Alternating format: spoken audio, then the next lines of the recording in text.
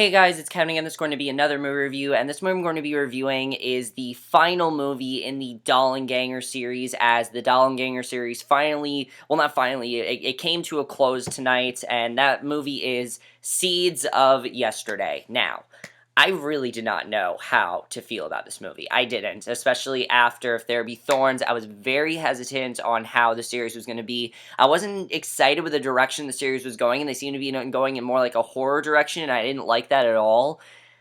And Seeds of Yesterday, I was trying to keep an open mind with. I'm like, okay, Seeds of Yesterday could be better. It has a really good cast. It seems like it has more of a plot. It seems like it's more interesting. It doesn't seem like it's as stupid as If There Be Thorns. And I have to say, Seeds of Yesterday was the perfect conclusion to the series.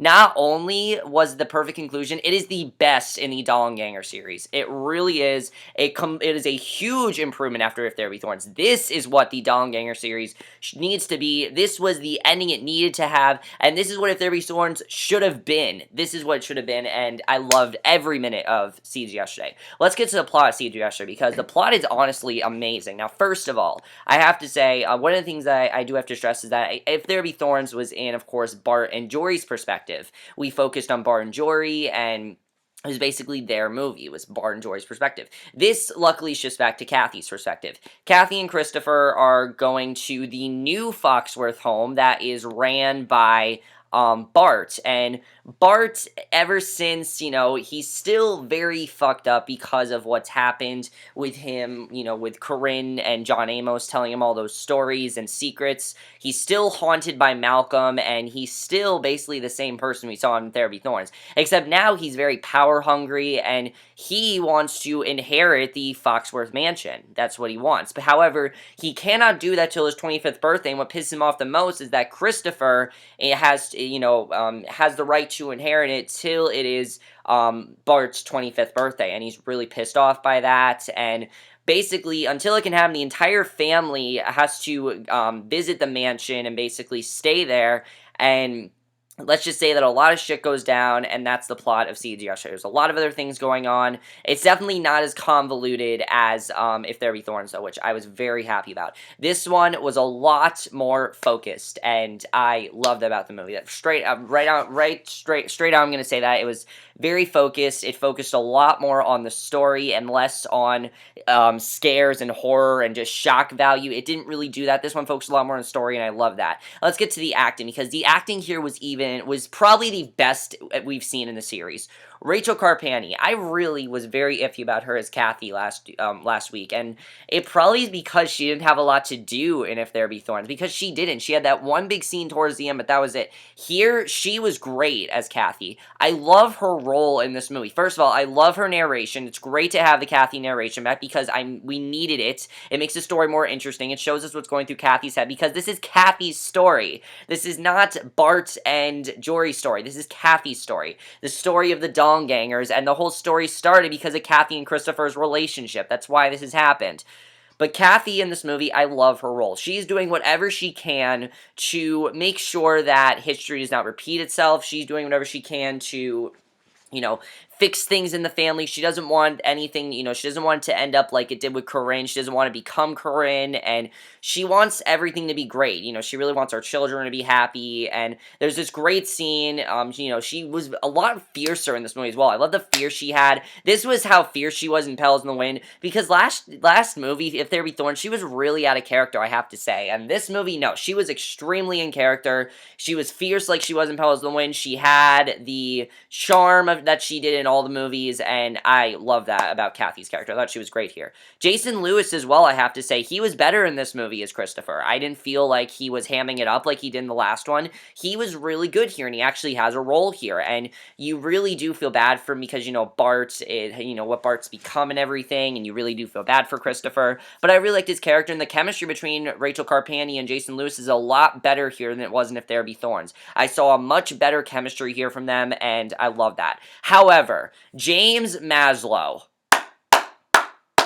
Okay, I knew James Maslow could act on Big Time Rush, but that's a silly show. Oh my god, he stole the show here. Stole the show, might have even given a better performance than Ellen Bernstein. That's how good he was in this movie. He was fucking amazing in this movie, and honestly, it is Emmy worthy. He should get an Emmy for this movie. He was amazing. I love Bart's character. He wants to do whatever he can to make sure he does not turn out like Kathy and Christopher, and the whole movie, if you guys can't tell, the thing I love about this movie is that it's all about preventing what's happened to Kathy and Christopher to not happen to Bart, and I love Bart's character. The problem is he wants everyone to end up that way, and he's just as creepy as Olivia was. He has this, he's starting to turn into Corinne. In fact, there's a line where they talk about how he's worse than Corinne, and I really loved his character. He did an amazing job. He was so creepy at points as well. So many times where you just feel so unsettled by him, and he did a great job. And I'm not saying that Mason Cook didn't do that, but you just didn't really believe his character. Here, I believed his character because I understood his motive.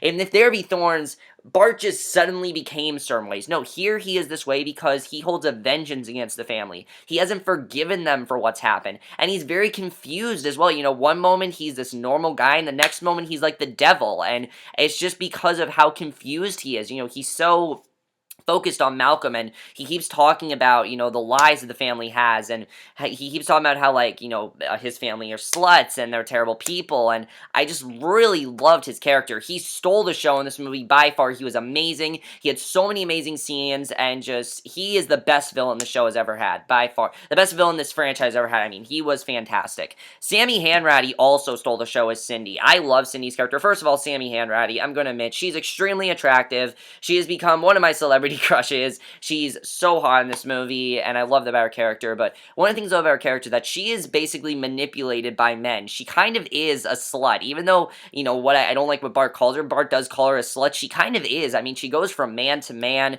just has sex with them, and then leaves them, and then you see that she has this whole thing with Bart, where she, is she gonna be with Bart? Does she have feelings for Bart? Are they gonna get together? And you're very interested in seeing if something's gonna happen between her and Bart. You're very interested in seeing something's going to happen there, and I thought she handled that really well. I really liked her character overall. She did a great job in this movie. Their chemistry also, I have to say, was great. I loved Sammy Hanratty in this movie. She did a fantastic job, and another one of the things I really loved about, her character is the fact that Bart really doesn't want what happened with Kathy and Christopher to happen, so he makes sure he doesn't fall in love with her. Even though you can tell he's slowly falling in love with her, you don't want that to happen. You don't want them to, you don't want them to, you don't want, he doesn't want them to get together. And I like seeing that. I like seeing that he doesn't want history to repeat itself, and I really love that being the idea of the movie.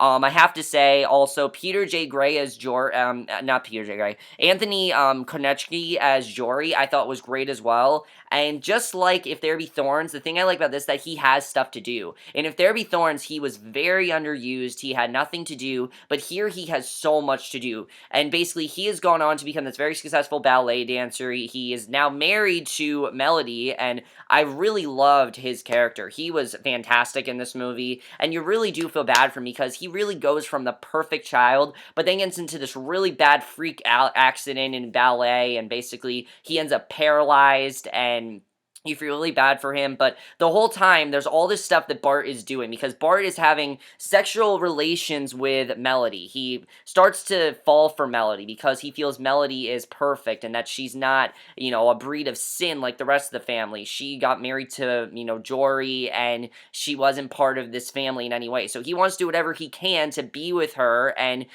I loved the whole storyline with that, because even though what Bart was doing was wrong, I understood his pain. He doesn't want the same thing to happen to him, and he wants to be with Melody because he doesn't want to admit that he loves Cindy. And Jory, I loved his character. I thought he did a great job. He had especially the last half of the movie. Oh my god, he became amazing in the last half of the movie. And you feel so bad for Jory, because when he gets paralyzed, he thinks that he is nothing. He's like, I can't have sex with my wife, I can't dance anymore, I'm nothing. He even tries to kill himself at one point, and he just did an amazing job in his role. He was absolutely fantastic, and I really think that's everyone you talk about. Oh, also, Leah Gibson as Melody, I thought was great. I really liked her character. You really don't like her character, because you don't know if she really loves Jory, or if she just loves the idea of being successful, and eventually you realize that she just loves the idea of being successful, and I'll talk about what happens in the spoilers, but I thought she did an amazing job. The directing here was fantastic. Sean Koo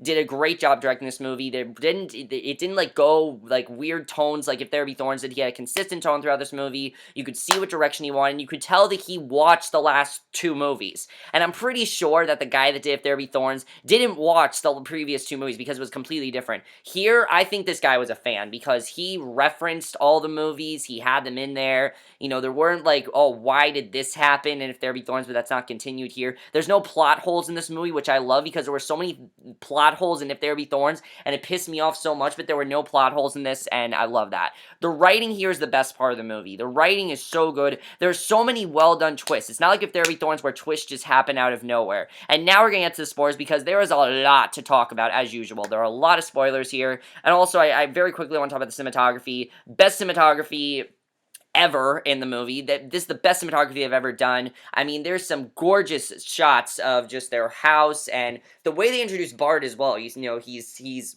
getting dressed and all you see is a close-up of his mouth, and that just makes you so makes you so scared of him, makes you so interested in his character and very intrigued by his character, and I love that about his character, and they did a great job with doing that. But now let's get to the writing and the spoilers. If you guys have not seen CG yesterday, do not watch the rest of this review. I'm going to spoil the entire movie, and there's no point in watching this movie if you know what happened in this movie. There's no point in watching the rest of it. So of course, the first thing I definitely want to talk about is Bart and Cindy. I really did not know what was going to happen between them. But of course, Bart, I think the whole time he loved Cindy. I think he just didn't want to admit that he loved her. I think that's really what was going on. I don't think that it was that he was crazy and that he was tortured by Malcolm. I think he just didn't want to admit that he loved Cindy. So he tortured himself over it, and that's why he got so upset at his family and everything. And when he went up to Cindy when she was drunk and had sex with her, I was like, what the hell are you doing? Like, you don't want this to happen, but yet you have sex with her, and you can tell that he loved her, but then, of course, he denies it, and she goes off to, become a dancer, and I really did feel bad for Cindy, I did, because she really did love Bart, and she, of course, didn't know the whole thing, but then we find out that she did know what happened between Kathy and Christopher. I really loved seeing that, because we didn't think she knew, and she does know, and I thought that was really well done. They did that, and I love that, definitely. I thought that was really well done.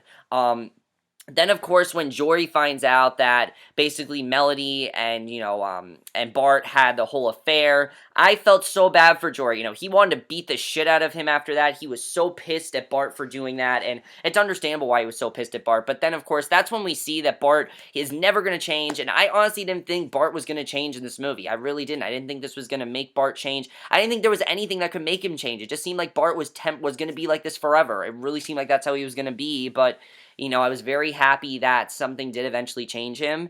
Also, seeing, the other thing I really liked about, the movie was, of course, the big scene between Bart and Jory where Bart was about to kill Kathy. That was insane. I thought Kathy was going to die. I really did. I mean, this is the last movie. Characters' lives are on the line. They could have killed her, and they didn't, but I'm happy they didn't because, of course, it's her perspective, and if she would have died, that would have been the end of the movie. So I'm happy that Bart did not kill her and that Jory got him into a fight and basically told him, what the hell are you doing? And I thought that was amazing, and I love that. That was an amazing twist. The other amazing twist in the movie, of course, was when we realized that Melanie really didn't want children. She never wanted children, she wanted to give them up and things like that, and she never even really loved Jory. I think Melody just loved the idea of success and being successful, and she loved being a dancer with Jory, and now she can't have that, she's really upset. So, and it really shows how shallow she is, because honestly, I will admit, Melody was a very shallow character. That doesn't mean she wasn't a good character, she was a great character. I love Melanie's character, but she was very shallow, and what she did to Jory was not fair at all. And when she left him, I mean, she leaves him there to handle these two twins, and basically they have to raise them now. I was happy that Kathy and Christopher decided to raise them and that they're going to give them their own home. But then, of course, Christopher, while he's trying to find Kathy a new home, he tries to help out that one woman, and I'm like, that's not a good thing. I knew when he did that something was going to happen, because there's no way they're just going to show a random woman and then just him helping her. There's no reason to do that. So when he was hit by that incoming truck, I was like, oh my god, no. I was so upset that happened, because that is the one thing that Kathy did not want to happen, and then there's that amazing moment where Kathy is just like, I'm a horrible mother. I'm a horrible mother with what I did. I'm just like Corinne, and I felt so bad for Kathy because she's not like Corinne. She's not like Corinne because because at that point she was gonna leave Bart, of course. She was gonna leave Bart because he almost killed her, and she's just like, I'm out of here. I'm not gonna deal with you anymore. I'm done with your shit. I'm out of here. I can understand why she did that. Also, that shows how fierce Kathy is. That other scene where she was talking to Melody, and she's like, you need to be a wife to Jory. I love that she basically put her in her place. That's something I love about Kathy, is how much she put people in their place in this movie. I thought that was awesome. But then, of course, she's like, I'm a terrible mother. I'm worse than Corinne. And I really love seeing that scene because she's not worse than Corinne. And I love that Jory tries to help her out there. But then she finds out that Christopher died. And this is the worst thing for Kathy because this is how it all started. But then we see that Bart finally does realize by Christopher's death that he does really love Cindy. And that Christopher was a good person. He never was a bad person. He shouldn't be mad at Christopher for what he did. And I really loved seeing him finally transform, realize that he does love Cindy. I thought that was amazing. I can understand some people thought it was a cop-out, but I thought it was really well done the way they handled it. I mean, he's finally realizing that he loves her, and after all that time, he's now realizing that he really did care about her, and I thought that was amazing to see, and I overall love that. And then, of course, Kathy, he gives that amazing speech at the funeral, and that was such a great scene. When he gave that speech at the funeral, I was so happy that Bart did that, and he gives that speech at the funeral. He talks about Christopher and how much he did care about him, and even though he had a terrible childhood, he does really care about Christopher, and he always will remember him, and I love seeing that. He realizes his love for Cindy. Of course, they got married. I thought it was kind of funny that they got married, and he becomes like, a televangelist, which I thought was really funny. Of course, Tony and Joy get together, which I like seeing them get together because I really like Tony's character. She really was nice. I feel she was kind of underused, but I liked her character overall. And then Kathy, I felt so bad for Kathy at the end. She ends up dying of a broken heart because she's not going to go on without Christopher, and I love that scene. I thought that was an amazing scene, and just that final scene was just perfect. The narration, the close-up of Kathy, her talking about the flowers, really sums up the series overall. I mean, it really was all about Christopher and Kathy, and it really was about their love for each other and how much they love each other and how much they try to protect the family. Now that the family is okay, and now that everything is back normal, and now that that whole Malcolm thing is out of the family, because now Bart understands, their lives can go on, and that basically means Kathy had to die. Honestly, for their lives to go on, Kathy and Christopher had to die because that is the last of this whole incest. Now, yes, Cindy and Bart did get together, but like Cindy said, it's not like they're blood siblings, so it ends the curse. Basically, they ended it, and that's the end of it. Now Bart and Cindy are together because they truly loved each other, and it was a beautiful ending. It really was. It's a sad ending that Kathy had to die, but it really was a beautiful ending because Kathy and Christopher did what they wanted to do. They wanted to end the curse of the family, and they did. The whole Malcolm thing is done, and everything is just, it's over. And it really is sad, honestly. When it was over, I'm like, wow, it's actually over. I was surprised by how attached I was to the series, especially because last week I wasn't attached at all. I didn't care about last week's episode. Not last week's episode. I mean, last week's movie. I'm sorry. This feels so much like a TV series of points that, like I say, episode instead of movie, because honestly, this feels like a TV series. It really did. I feel like these 4 movies felt like 4 episodes of a TV show, and that's awesome that it did, because it really did. It felt more like a TV series than it did a movie, and that's awesome because I really did love this series overall. And I have to say, besides If There Be Thorns, this was an amazing series. It really told a great story. They had some great actors in there doing some great stuff, especially James Maslow's the best actor they've probably ever had. And this movie perfectly summed up the series. It perfectly closed it out. It perfectly did what a final movie should do, and that's end the series, end what was going on with the whole drama and everything, and it was perfect. And I was worried about this movie because people were telling me nothing happens in this movie and that you're going to be extremely bored and that it's completely ridiculous, but no, they stuck to the book, and I'm pretty sure this is the one movie where they didn't change a thing. I don't think they changed a thing in this movie. They stuck to the book, and that was great, and I love that they stuck to the book. And I'm pretty sure, I've heard people say this is probably the most accurate one. They stuck to the book, and that's awesome that they did that. I love they stuck to the book because you saw that in there, and that was great. So overall, how do I feel about the Doppelganger series? When I first watched Flowers in the Attic, I thought it was just going to be a really cheesy movie that I'd watch once on Lifetime. There's another movie coming out called Cleveland Abduction on Lifetime. It looks really amazing, but it's probably going to be really cheesy and really stupid. I can't get into any other Lifetime movies besides this, so that just shows how much I love this series. And it wasn't so much the series, and I understand some things were really over the top and really cheesy, but I was able to take it seriously. I was able to really enjoy this series. I was able to take the storyline seriously. I was able to enjoy the series, and I love that. I love that I was able to enjoy the series. I didn't think I would be able to, but I was able to. I love the story. I love the twist that happened. Yes, it did get ridiculous in If There Be Thorns, but See It Yesterday fixed all of it. It fixed everything wrong with If There Be Thorns, and I absolutely love that it fixed that because I didn't think they would, and they fixed it perfectly, and that was awesome that they did that. I love it they did that. But overall, See It Yesterday, perfect conclusion to the series. I'm really going to miss this series. I really hope they make Garden of Shadows because Garden of Shadows is the last book. However, V.C. Andrews died before Garden of Shadows came out, so technically it's its own standalone book. And if you don't know what Garden of Shadows is, it's a prequel to the series. It really shows how the whole curse started, and that could be interesting to see, but I mean, even since VC Andrews died, they're probably not going to do that because they said the VC Andrews series. So because VC Andrews died when that book was made, they're probably not going to make that into a movie. But I'm very happy Lifetime decided to make this into a movie series. It was an amazing opportunity to do. They really handled it perfectly. There was nothing wrong with the series besides If There Be Thorns. Petals in the Wind was perfect, and this was even more perfect. In fact, this was better than Petals in the Wind. I gave this an A+ on Letterboxd. I'm not kidding you guys. I'm giving it an A+. I have no problems with this movie. There's nothing that I scratch my head. I'm like, why did that happen? There's no twist like that. I loved everything about it. I thought it was all handled really well, and it was just, it was a perfect ending, and I loved every minute of it. But that's in my review of See It Yesterday. Let me know what you guys saw of this movie. Was it a good conclusion? Are you gonna miss this series? What was your favorite in the series of movies? I'd like people to tell me. I know a lot of people hated Petals in the Wind. I loved it. And again, this movie's very convoluted, like Petals in the Wind. But again, it's because of all the stories that are going on in the family's lives, and I found all of them very interesting. I didn't care it was convoluted because I found everything interesting. If I find everything interesting, why should I complain? Really, I shouldn't, because if I find everything interesting, there's no reason to complain. So, See It Yesterday, perfect ending to the series, absolutely loved it, loved every minute of it, it really had no problems whatsoever, loved the movie, and I really hope they do make Garden of Shadows, and I wish I could say I can't wait for this movie, but there are no more movies. There are no more movies, that's it, and it's pretty sad that that's over. But that's it for my review. Hope you guys enjoyed. Let me know what you guys saw of this movie. And I'll see you guys in my next video, which will be my review for Mad Men. So I will see you guys for that. Okay, bye.